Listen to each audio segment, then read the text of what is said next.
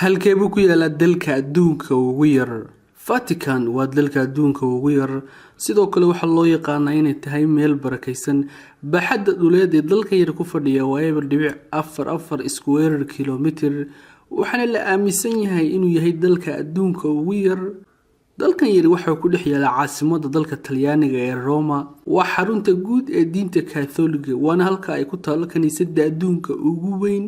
dakhliga dhaqaale ee dalkan yar waxa uu ku tiirsan yahay mucaawimada laga soo ururiyo in ka badan 1 bilyan oo qof oo diinta Catholic ku abtirsada. sidoo kale waxa uu dhaqaale ka helaa dadka dalxiisayaasha ee soo booqda meelaha madxafyada ee ku yaala dalkan Vatican-ka. tirada dadka ku nool waa 800 oo qof.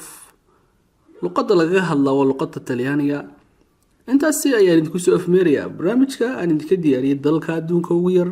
intaan barnaamijkaas iyo barnaamijyo lamid ah ku kulmi doonana maana alla iyo kulan dambe oo xiiso leh.